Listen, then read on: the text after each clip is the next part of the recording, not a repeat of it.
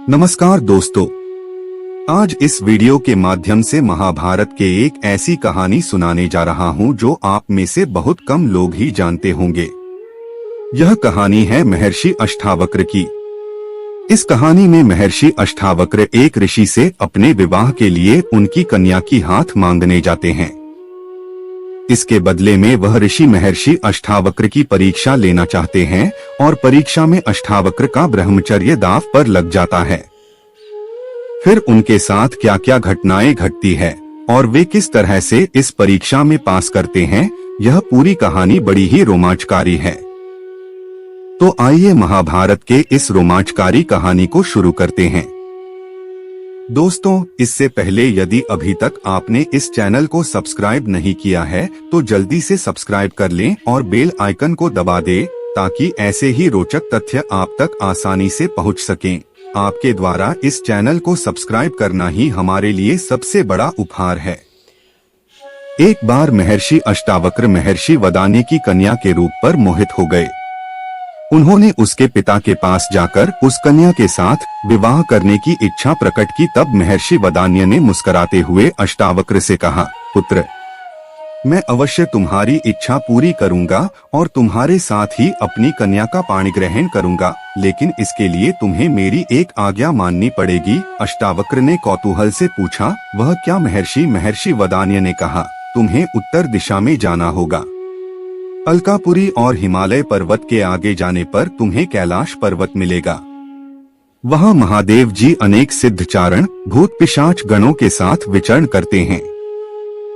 उस स्थान के पूर्व और उत्तर की ओर 6 ऋतुएं, काल, रात्रि, देवता और मनुष्य आदि महादेव जी की उपासना किया करते हैं। इस स्थान को लांघने के बाद तुम्हें मेघ के समान एक नीला वन मिलेगा। उस स्थान पर एक वृद्धा तपस्विनी रहती है। तुम उसके दर्शन करके लौट आना। मैं उसी क्षण अपनी पुत्री का विवाह तुम्हारे साथ कर दूंगा। अष्टावक्र ने महर्षि वदान्य की बात स्वीकार कर ली और यात्रा के लिए चल पड़े। पहले तो वे हिमालय पर्वत पर पहुंचे और वहां धर्मदायिनी बाहुदा नदी के पवित्र जल में स्नान और देवताओं का तर्पण करके उसी पवित्र स्थान पर कुशासन बिछाकर विश्राम करने लगे। वहीं रात भर सुखपूर्वक सोए। वहीं प्रातःकाल अग्नि प्रज्वलित करके उन्होंने यज्ञ किया। पास में एक तालाब था जहां शिव पार्वती की मूर्ति थी। अष्टावक्र ने मूर्ति के दर्शन किए और फिर अपनी यात्रा पर चल दिए। चलते चलते वे कुबेर की नगरी में पहुंचे। उसी समय मणिभद्र के पुत्र रक्षक राक्षसगण के साथ उधर आए। ऋषि ने उन्हें देखकर कहा, हे भद्र, आप जाकर कुबेर को मेरे आने की सूचना दे दें। मणिभद्र ने कहा, महर्षि, आपके आने का समाचार तो भगवान कुबेर को पहले ही प्राप्त हो चुका है। वे स्वयं आपका समुचित सत्कार करने के लिए आ रहे हैं। कुबेर ने आकर महर्षि अष्टावक्र का स्वागत किया और उन्हें अपने भवन में ले गया। आमोद प्रमोद के कितने ही साधन ऋषि के चित्त को प्रसन्न करने के लिए जुटाए गए। गंधर्वों ने मधुर कंठ से गीत गाए, अप्सराएं नाची और चारों ओर तरह तरह के वाद्यों की ध्वनि से पूरा प्रासाद मस्ती से भर गया। तपस्वी अष्टावक्र इसी तरह के आमोद प्रमोद से घिरे हुए 1 वर्ष तक कुबेर के यहाँ रुके रहे।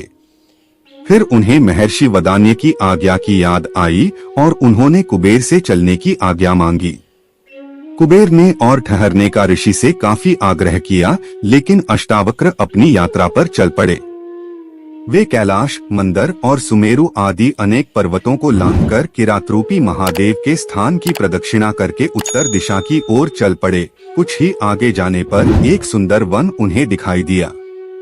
उस वन में एक दिव्य आश्रम था। उस आश्रम के पास अनेक रत्नों से विभूषित पर्वत, सुंदर तालाब और तरह तरह के सुंदर पदार्थ थे। देखने में वह कुबेर की नगरी से भी कहीं अधिक शोभायमान दिख पड़ता था। वहीं अनेक प्रकार के सोने और मणियों के पर्वत दिखाई देते थे, जिन पर सोने के विमान रखे हुए थे। मंदार के फूलों से अलंकृत मंदाकिनी कलकल निनाद करती हुई बह रही थी। चारों ओर मणियों की जगमगाहट से उस दिव्य वन की कल्पना श्री से ऊंची उठ जाती थी, लेकिन उसकी समता कहीं भी मस्तिष्क खोज नहीं पाता था। अष्टावक्र यह देखकर आश्चर्यचकित से खड़े थे। वे सोच रहे थे कि यहीं ठहरकर आनंद से विचरण करना चाहिए। इससे अधिक सुख और ऐश्वर्य और कहां मिल सकता है। अब वे अपने लिए एक उपयुक्त स्थान ढूंढने लगे और बढ़कर उन्होंने देखा कि यह तो एक पूरा नगर है। इस नगर के द्वार पर जाकर उन्होंने पुकार कर कहा, मैं अतिथि हूँ, इस नगर के प्राणी मेरा उचित स्वागत करें। उसी समय द्वार से 7 परम सुंदरी कन्याएं अतिथि के स्वागत के लिए निकल आईं। वे कन्याएं इतनी अधिक सुंदर थीं कि उन्हें देखकर अष्टावक्र ठगे से खड़े हो गए। जिसकी तरफ आंख उठाकर देखते उसे ही देखते रह जाते। इस तरह कुछ देर तक कामदेव ने ऋषि के अंतर में कोलाहल सा मचा दिया। वे कामावेश में आकर उन सुंदरियों की ओर देखने लगे, लेकिन फिर उन्होंने अपने तपोबल से अपने मन को वश में कर लिया। उन सुंदरियों ने कहा, आइए भगवन, पधारिए, हम आपका स्वागत करती हैं। महर्षि एक भव्य प्रासाद के अंदर चले गए। वहां उन्हें सामने ही एक वृद्धा बैठी मिली। वह स्वच्छ वस्त्र पहने थी और उसके शरीर पर अनेक तरह के आभूषण थे।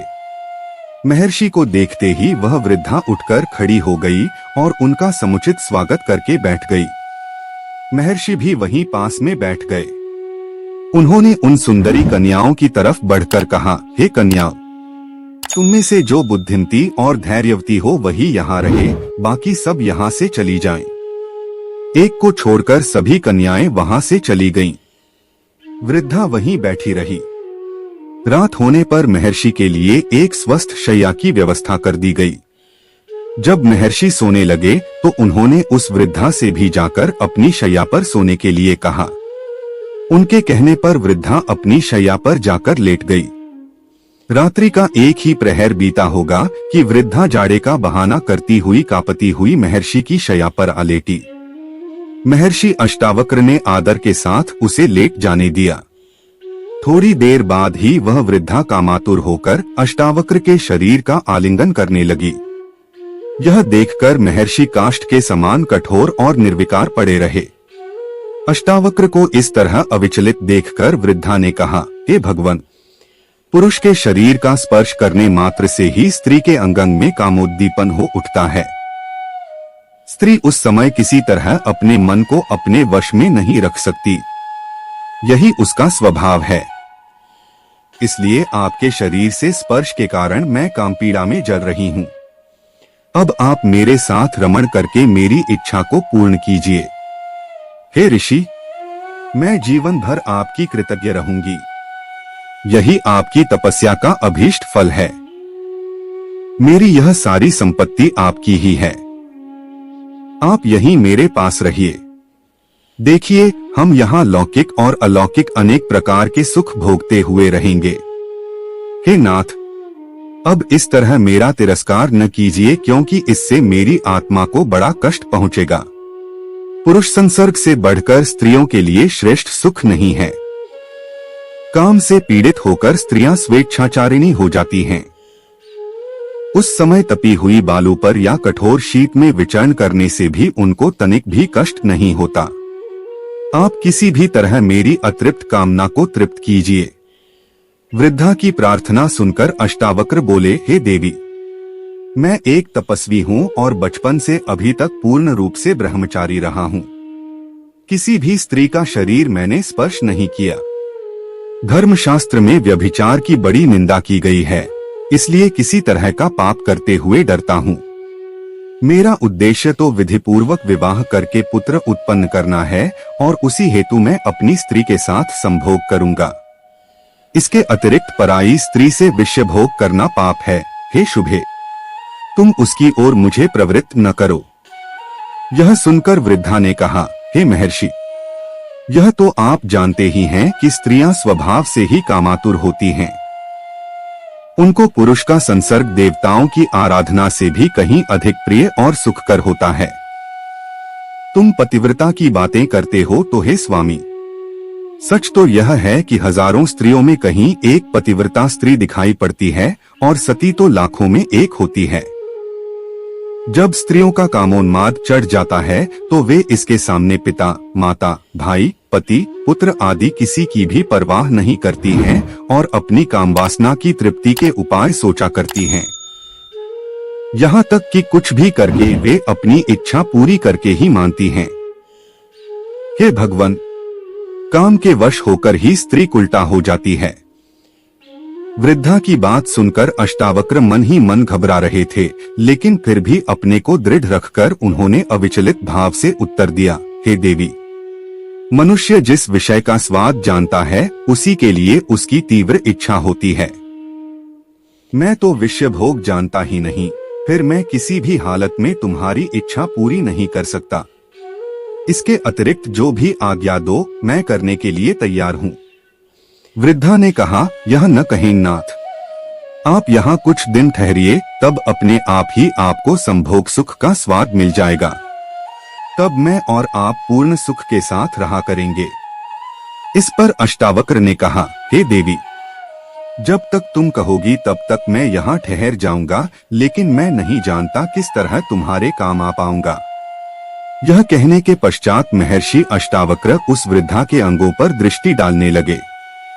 वृद्धा भी कामातुर होकर आलिंगन के लिए उद्यत हुई, लेकिन किसी भी अंग को देखने से महर्षि अष्टावक्र के हृदय में कामाशक्ति जागृत नहीं हुई। वे सोचने लगे कि यह वृद्धा इस तरह काम से पीड़ित क्यों है।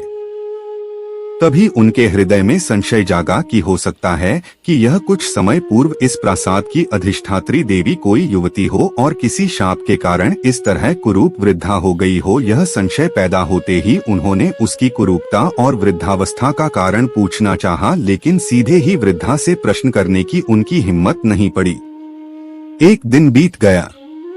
संध्या होने पर वृद्धा ने आकर कहा, हे महर्षि, वह देखिए सूर्य अस्त हो रहा है, अब आपकी क्या आज्ञा है। अष्टावक्र ने कहा, हे शुभे, जाओ स्नान करने के लिए जल ले आओ, स्नान करके मैं संध्या वंदन करूंगा। वृद्धा जाकर जल ले आई और उसके साथ सुगंधित तेल और वस्त्र भी लेती आई। महर्षि से आज्ञा लेकर वह उनके शरीर में तेल मर्दन करके लगी और फिर अपने हाथों से ही उनके शरीर को मलकर उनको स्नान कराने लगी। महर्षि बड़े आनंद से स्नान करते रहे। स्नान करते करते सारी रात बीत गई।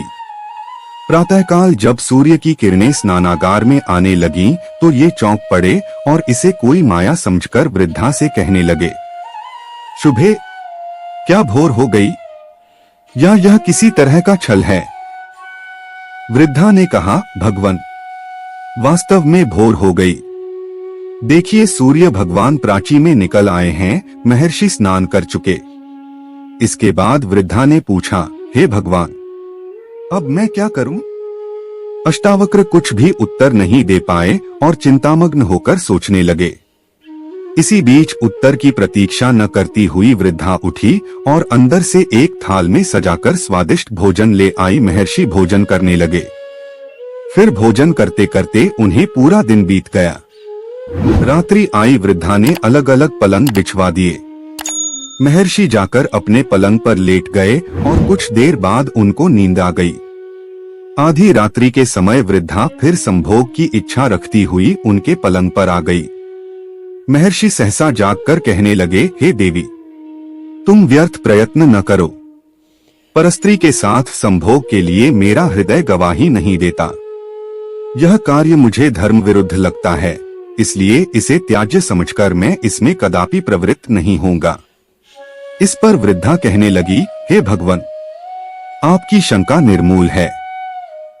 मैं स्वाधीन स्त्री हूँ। माता पिता या पति किसी का भी मेरे ऊपर अधिकार नहीं है। मेरे साथ सहवास करने से आपको परस्त्रीगमन का दोष क्यों लगेगा। अष्टावक्र वृद्धा के तर्क के सामने परास्त होने लगे। तब सहसा उन्हें याद आया और उन्होंने पूर्ण दृढ़ता के साथ कहा, हे देवी, तुम्हारा यह कहना कि तुम स्वाधीन हो निराधार है। प्रजापति ने कहा है कि स्त्री जाति कभी स्वाधीन नहीं हो सकती। वृद्धा ने कौतूहलवश पूछा, क्यों।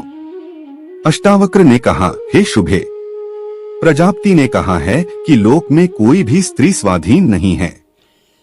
बाल्यावस्था में पिता, यौवनावस्था में पति और वृद्धावस्था में पुत्र स्त्रियों की रक्षा करते हैं, इसलिए वे इन्हीं के अधीन रहती हैं। फिर बताओ तुम किस प्रकार स्वतंत्र हो। अष्टावक्र के तर्क के साथ किसी तरह न उलझते हुए वृद्धा ने दूसरा पैंतरा लेकर कहना प्रारंभ किया, हे देव, मैं इस समय काम से पीड़ित हूँ और आपके साथ संभोग की कामना करती हूँ। कामातुर स्त्री की इच्छा को यदि पुरुष पूर्ण नहीं करता है तो उसे पाप लगता है। वृद्धा के इतना कह देने पर भी अष्टावक्र अडिग रहे और उसी दृढ़ता के साथ कहने लगे, हे शुभे, साधारणतया मनुष्य काम, क्रोध आदि दोषों के वशीभूत होकर इस संसार में कितने ही जघन्य पाप करता है, लेकिन मैंने कठोर संयम से अपने मन को अपने वश में कर लिया है। तुम किसी भी तरह उसको विचलित नहीं कर पाओगी, इसलिए तुम्हारा इस तरह आग्रह करना व्यर्थ है। जाओ, अपने पलंग पर चली जाओ। अब तो वृद्धा को गहरा धक्का लगा, लेकिन फिर भी उसने धैर्य नहीं छोड़ा और फिर वह आशा लेकर अष्टावक्र से बोली, हे महर्षि, यदि आप मुझे परस्त्री समझते हैं और इसी कारण पाप समझकर संभोग करते हुए डरते हैं तो मुझे अपनी स्त्री बना लीजिए। मैं इसके लिए सहर्ष तैयार हूँ।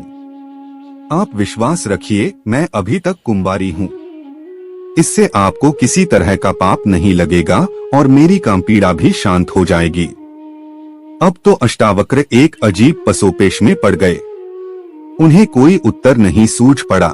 चिंता के भार से उन्होंने अपना सिर नीचे झुका लिया। कुछ ही क्षणों बाद जब उन्होंने कुछ कहने के लिए अपना मुंह ऊपर उठाया और उनकी दृष्टि उस स्त्री पर पड़ी तो महान आश्चर्य के कारण वे सहसा हिल उठे।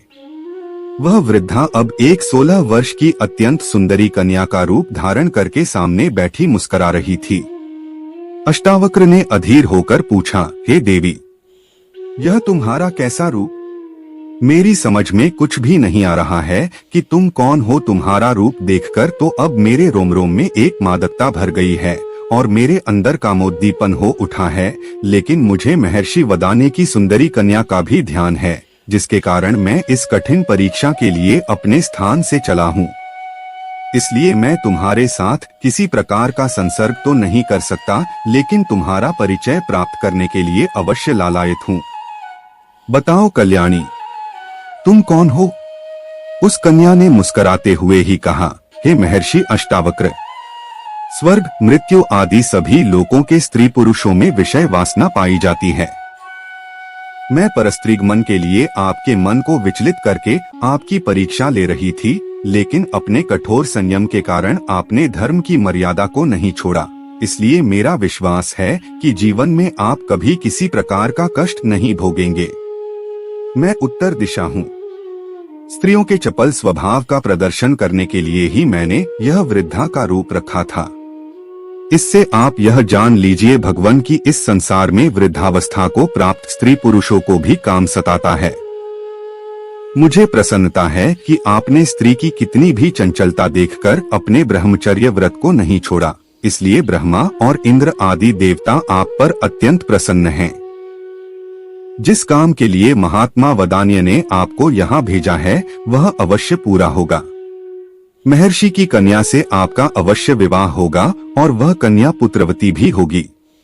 अष्टावक्र यह सुनकर अत्यंत प्रसन्न हुए और उस देवी से चलने की आज्ञा मांगने लगे। उत्तर दिशा ने आदर के साथ अष्टावक्र को विदा कर दिया। जब वे लौटकर महर्षि वदान्य के पास आए तो उन्होंने उनसे उनकी यात्रा का सारा वृत्तांत पूछा और फिर अपने मन में पूर्णतः संतुष्ट होते हुए अपनी कन्या का पाणिग्रहण उनके साथ कर दिया। दोस्तों, यह वीडियो आपको कैसा लगा कृपया कमेंट में जरूर बताएं। अगर कहानी पसंद आया तो वीडियो को लाइक और इस चैनल को सब्सक्राइब अवश्य करें।